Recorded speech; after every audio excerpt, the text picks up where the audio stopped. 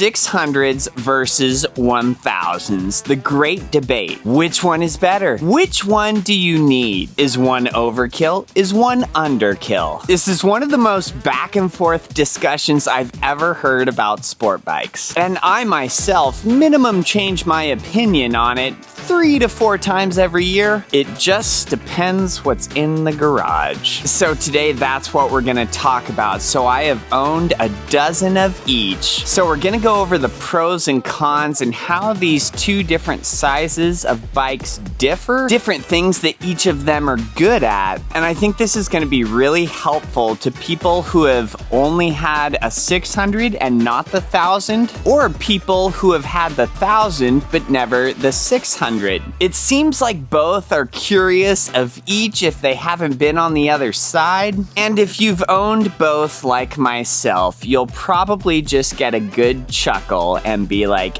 yup, about everything that I say today. So buckle up, kids. This is going to be super helpful and super informative. And my name's Mike, and welcome to the channel. Let's rip into it. So your 600cc Super Sport inline 4 motorcycles, they're going to be around the 120 horsepower mark, give or take a few. Some years, some makes are less, some different bikes. The Kawasaki ZX6R is going to be a little bit more. It's a 636. They've always cheated. It's not a true 600. Great bike, let me just say that. Right here currently, I've got a CBR 600 RR, and so I acquired this one, and the last two Super Sports I had were two different CBR 1000 RRs. Now the leader bikes, depending on the bike, depending on the year, I mean, you're talking around the 175, 180 horsepower mark, about minimum. And then some of the brand new ones will just blow your mind. I mean, they are over a 200 horsepower, over a 200 mile per hour machine. Now your 600s are gonna get up to about that 150 to 160 mile per hour mark. So both of these different motorcycles,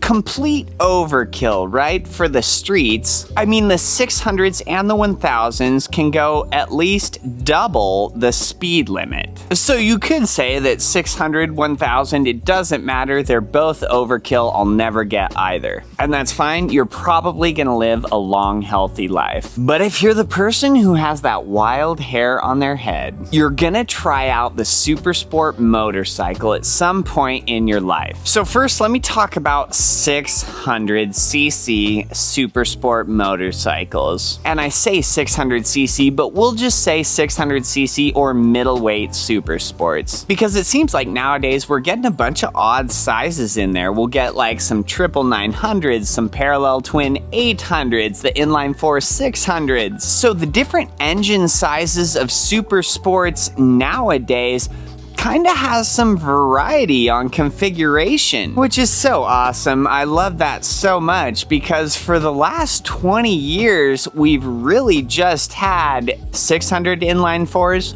1000cc inline 4s. Now, the beautiful thing that I love about a classic inline 4-cylinder motorcycle is that high-pitched, just screaming sound when you have these things at like 14,000 RPMs. Oh my goodness! It is music. It is music to my ears. There is plenty of nights where I just go through different exhaust sounds, videos of different motorcycles. I am strange that way. Now, something that I frequently hear 600cc inline 4 crotch rocket owners say is that I think I need 1000. I'm ready for 1000. I want to go faster. And 90% of the time, their launches are horrible. Their clutch work is atrocious. Their wheelies are cringy and terrifying. And their shifting is so bad. So the 600cc Super Sport motorcycle can really be a weapon when you know what it is and when you know how to use it. Now, when you compare a 600cc Super Sport to a 1000 and you're looking at 0 to 60 and 0 to 100 times, a good rider will not be able to get even a tenth of a second faster on a 1000cc versus a 600. Like, majority of the time, there's a couple exceptions. Of course, there's a couple random years and couple models of bikes that might scurry or might be slower, but But honestly, really, for the most part, and you can look back at our videos, and I'll check the footage, I for sure know that the 0 to 60 times are the exact same. I have never been able to make a 1000cc motorcycle get to 60 faster than the same brand, same model 600. So this is a great example. With this CBR 600RR, I was running 0 to 60s at 2.9 seconds. And then my last two CBR 1000 RRs, I could not get a better 0 to 60 time. Because both of these motorcycles, 120 horsepower at 600, or I think this is technically 118, that is enough that this bike, when it's held in the right RPM, can absolutely have the front tire off the ground right from the get-go with a brutal launch and perfect clutch work. It just does, and I think all of your middleweight super sports are really gonna reach that 60 mile per hour mark at least in just first gear. So with that power, that tall of gears, no shifting required, a 600 is just as fast off the line with a good rider as a 1000. And to expand on that, I've said it before and I will swear by this, I will die on this hill. I think it is easier to get a better 0 to 60 time on a 600 versus a 1000. Because the 600, with it having that less horsepower, it's just more forgiving. You don't have to be as precise on the throttle or on the clutch. They are just easier to launch. Little less torque, it's not as bitey. It's really just an RPMs game with the 600s when you're launching them. So like this one specifically, I think the red line is 15,000 RPMs. So, and you'll always see the 600s have a higher RPM red line than your comparable 1000s. With that higher RPM red line, it really puts your power up there in the rev range. So it's an RPMs game. That's all it is with a 600. If you keep your RPMs up in your power band, and on our specific bike here, that really starts to hit at like 9,000. Truth be told, this motorcycle's fairly gutless below 9,000. So when I'm launching it for a good launch, I will absolutely have my RPMs at 10,000. And that seems crazy, but you need to stay in that power band. And that's how you will get those 2.9, 2.8, 3 second 0 to 60 times. Now, when you switch over to the 1000cc bike and you are trying to get those brutally fast launches, it is certainly more difficult because even 6,000 RPMs on a 1000, if you have that at 6,000 RPMs and you drop that clutch wrong, it will absolutely flip you on your back. You will do a backflip, the bike might land on you. It's gonna be a very bad day either way. And just a millimeter or two too much on that clutch handle is gonna do that to you. On the 1000, there is just such a smaller, such a lesser margin for error on a 1000 than a 600. I think that is something that a lot of 600 riders who haven't owned that 1000 yet, that's just something they don't know, and it's gonna take you by surprise how brutal and just how violent a 1000cc leader bike is. Now, once we are past the 60 mile per hour mark, your 600s, depending on model and year, first gear is still gonna take you probably to high 60s. I think some of the old R6s would go like 90 miles per hour in first gear. But once you shift into second gear on a 600 with factory sprockets and everything like that, you don't really have anything to worry about as far as wheelies kicking you backwards or the rear end ripping loose. And then that second gear is gonna get you pretty close to 100 miles per hour. But on the leader bikes, you can certainly not relax once you just shift into second gear. It is still that balancing act. Second gear on a leader bike can absolutely,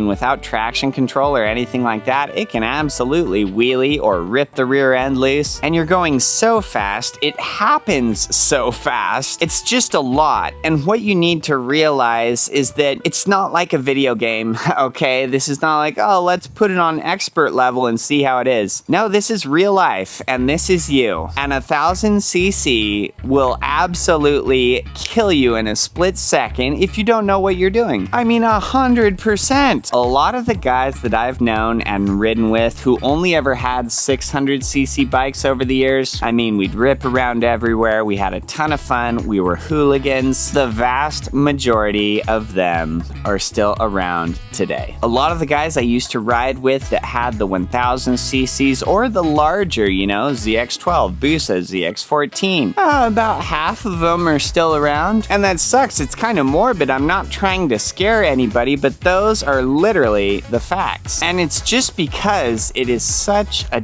different ball game. Your riding styles, you may think that, oh, 600, 1000, you know, 1000 is just a little bit faster. Well, they require completely different riding styles. Your power hits totally different. Your RPMs need to be at totally different spots. Your clutch work needs to change completely. Literally everything needs to change on the leader bike. You will die on the first day of ownership of a leader bike if you carry over your same riding habits, same riding style from a 600 to that leader bike. So now let's talk about where the 1000s are really gonna pull ahead. And that's just gonna be after the 100 mph mark. You've got taller gears, 70% more power. For me, I would say that the first 2 gears on a 600cc Super Sport are rip your face off fast. On the leader bike, it's about the first 4 gears are just peel your face back. Oh my goodness. It is fun. It's a feeling like none other. The first 2 gears on a 1000 are gonna go much faster than the first 2 gears on a 600. So then to think about the first 4 gears on a 1000, I mean, I can clutch up wheelies in 3rd gear on a 1000 with my eyes closed. It's so easy. And on our last couple 1000s, 3rd gear topped out at about 141, 142 miles per hour.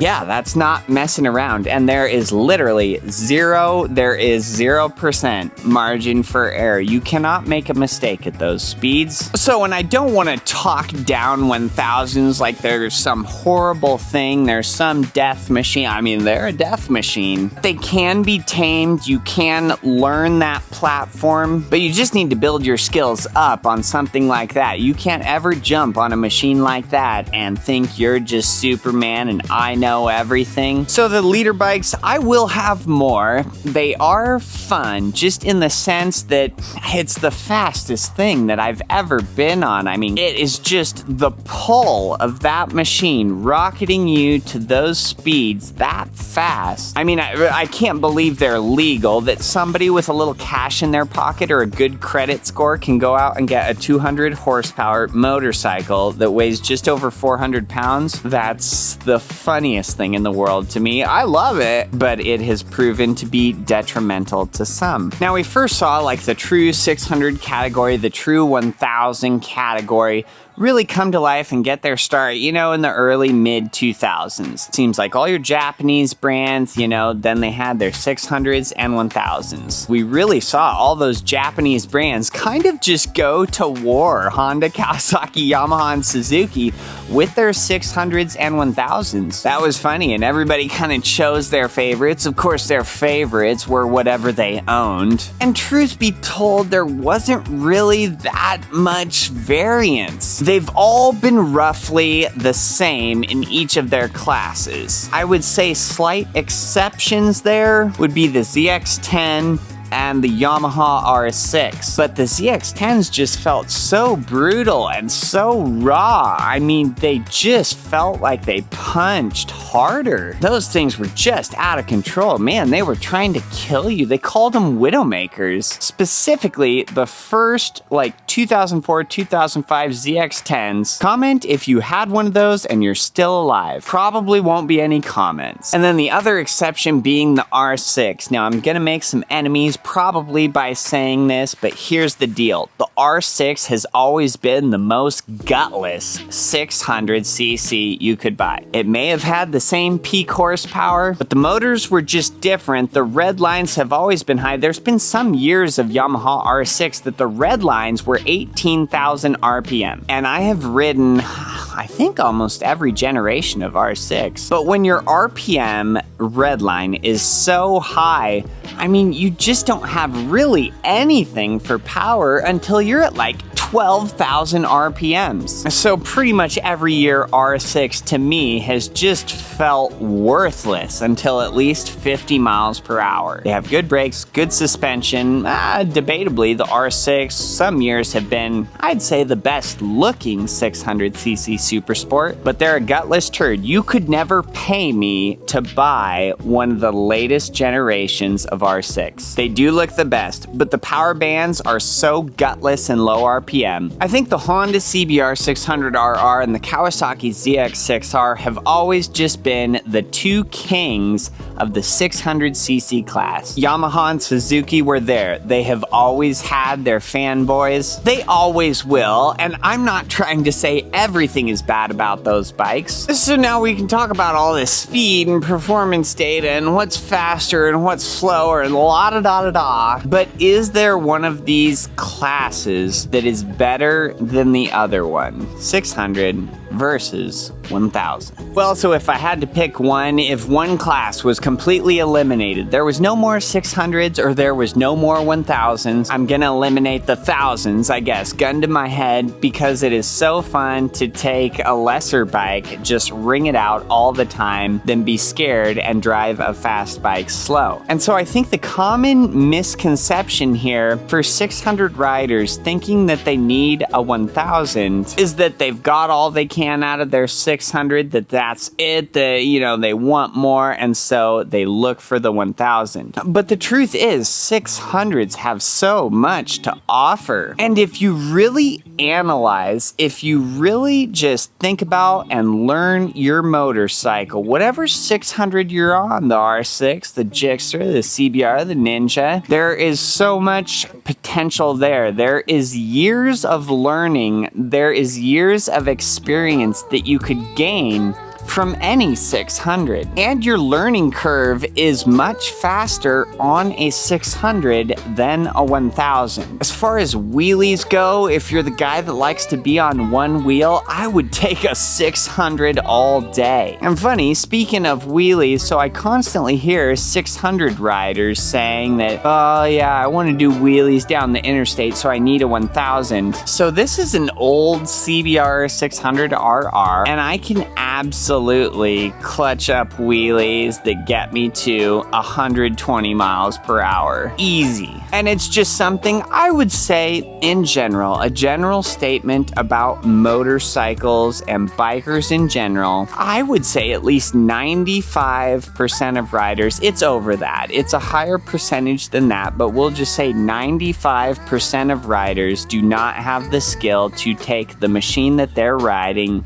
to the limit. And I am not saying that I am that rider that can truly even take a 600 to its limit, nonetheless a 1000 to its limit. I'm not the best. I have so much to learn. And it's just because after riding these machines in various conditions, in various environments, I mean different machines and models in general, it's really helped me realize how much potential is truly there in a 600.